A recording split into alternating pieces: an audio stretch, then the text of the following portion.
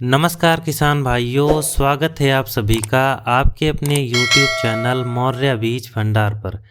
किसान भाइयों, आज की वीडियो में हम बात करेंगे सरसों में तना गलन रोग के बारे में। इस रोग का जो कवक है वो है स्क्लेरोटिनिया। किसान भाइयों, इस वीडियो के माध्यम से इस रोग के संपूर्ण लक्षण के बारे में आपको बताएंगे। इसके साथ साथ इसका बचाव क्या है, इसकी रोकथाम क्या है, इसके बारे में भी आपको विस्तार से बताने की कोशिश करेंगे। किसान भाइयों, अगर हम सरसों में तना गलन रोग की बात करें तो इस रोग के जो लक्षण हैं वो तना, पत्तियों व फलियों पर देखने को मिलते हैं। जब हमारी फसलों में जो फूल हैं या फलियों की संख्या 10 से 20% तक हो जाती है तो इस प्रकार के रोग आने की संभावना जो है वो बढ़ जाती हैं। लक्षण के आधार पर इसे हम तना गलन, श्वेतंगमारी या तना कैंसर आदि नामों से भी जाना जाता है।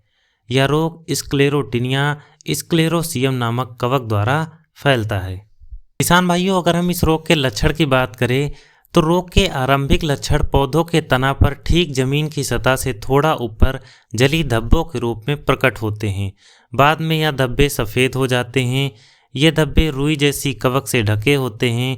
रोग की अधिकता में रुई जैसी कवक तनों की लंबाई के साथ साथ फैल जाती है और अंत में पूरे तने को ग्रसित कर लेती है। ऐसी अवस्था में पौधे मुरझाकर सूख जाते हैं। खेत में रोगग्रस्त पौधे अलग ही दिखाई देते हैं क्योंकि वह समय से पहले ही पक जाते हैं। रोगग्रस्त तने भुरभुरे होते हैं। वे प्रायः बिखर कर टूट जाते हैं। पत्तियों, टहनियों व फलियों पर भी सफ़ेद अंगमारी के लक्षण हमें देखने को मिलते हैं। यदि रोगग्रस्त पौधे को फाड़कर देखा जाए तो उसमें काले रंग के या गोल या अनियमित आकार वाले स्क्लेरोसिया दिखाई देते हैं। जब फसल को काटा जाता है तो रोगग्रस्त ऊतकों से बहुत सारे स्क्लेरोसिया जो हैं वो ज़मीन पर गिर जाते हैं या बीज के साथ मिल जाते हैं। किसान भाइयों, इस बीमारी का जो फंगस है वो लगभग 8 से 10 सालों तक ज़मीनों में पड़ा रहता है। जैसे हमने मान लीजिए कि इस बार सरसों की फसल बोई और हमारी सरसों की फसल में ये तना गलन रोग जो था वो लगा हुआ था, तो इनके ऊतकों के माध्यम से ये कुछ ज़मीन पर भी गिर जाएंगे और कुछ जो है किसान भाइयों वो बीज में भी चले जाएंगे। तो हम दूसरी बार अगर उसी बीज का प्रयोग करेंगे तो ये रोग फिर से आने की संभावनाएं जो है वो बढ़ जाती हैं। किसान भाइयों, ये जो रोग है ये हमें लगभग जो है 15 दिसंबर से 15 जनवरी के आसपास देखने को मिलता है। जब हमारा जो तापमान होता है वो थोड़ा सा डाउन होता है तो इस रोग के लक्षण आने की संभावनाएं जो हैं वो बढ़ जाती हैं। किसान भाइयों, अब हम बात करेंगे इसकी रोकथाम की। अगर हम रोकथाम की बात करें तो ये एक सॉइल बर्न बीमारी होती हैं। इनको बहुत ज़्यादा कंट्रोल तो नहीं किया जा सकता है। हालांकि ये भूमि जनित भी बीमारी है तो इसके लिए खेत की तैयारी करते समय हम 3 से 4 किलो ट्राइकोडर्मा को ज़मीन में मिलाकर डाल सकते हैं, जिससे जो ये फंगस है वो आसानी से कंट्रोल हो जाता है।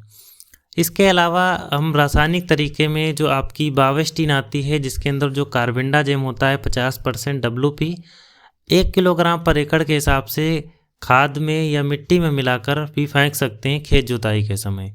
दूसरा किसान भाइयों, आप थियोफिनेट मिथाइल जो है वो 1 किलोग्राम पर एकड़ के हिसाब से खाद में या मिट्टी में मिलाकर फेंक सकते हो। इससे भी काफ़ी ज़्यादा मात्रा में इसकी रोकथाम हो जाती है। अब हम बात करेंगे कि अगर ये बीमारी आपके खेतों में लग चुकी है तो उसके बाद आप इसकी रोकथाम जो है वो किस प्रकार से कर सकते हो। तो किसान भाइयों, इसकी रोकथाम के लिए आपको लेना है कार्बेंडाजिम 50% WP, जो मार्केट में बाविस्टिन के नाम से आपको क्रिस्टल कंपनी का देखने को मिलता है।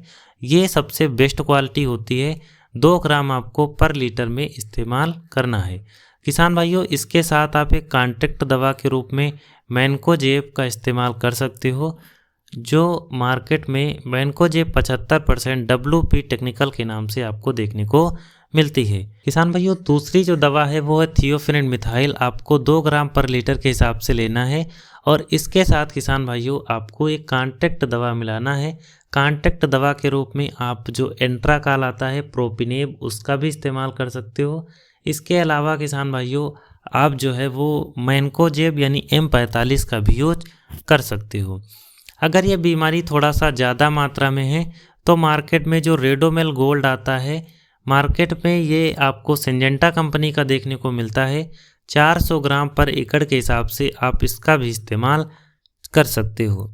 हालांकि थोड़ा सा महंगा पड़ जाता है, मार्केट में इस समय कीमत जो है उसकी 160 से 170 रुपये 100 ग्राम के आसपास है, तो ये थोड़ा कॉस्टली पड़ता है। इसके अलावा किसान भाइयों, आप और भी मार्केट में दवाइयाँ आती हैं, आप उनका भी इस्तेमाल फंजीसाइड के रूप में कर सकते हो। जैसे एजॉक्सीस्ट्रोबिन आता है आपका, जो मार्केट में मिराडोर के नाम से आता है। इसके अलावा एजॉक्सीस्ट्रोबिन डाइफेनोकोनाजोल के नाम से आपको देखने को मिलता है। इसके अलावा किसान भाइयों, एजॉक्सीस्ट्रोबिन और मैनकोजेब का एक टेक्निकल मिला हुआ आता है, जो स्वाल कंपनी का डेल्मा के नाम से आता है, आप उसका भी उपयोग कर सकते हो। ये मालिक्यूल किसान भाइयों थोड़ा सा ज़्यादा महंगे हो जाते हैं, तो आप रेडोमिल गोल्ड या थियोफिनेट मिथाइल या कार्बेंडाजेम इनका इस्तेमाल कर सकते हो।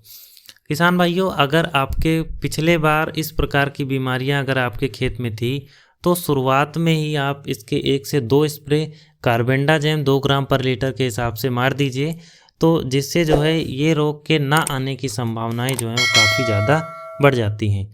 किसान भाइयों, उम्मीद करता हूँ कि वीडियो आपको पसंद आई होगी। इसी प्रकार की वीडियो को देखने के लिए आप हमारे चैनल को लाइक, कमेंट, शेयर और सब्सक्राइब कर सकते हो।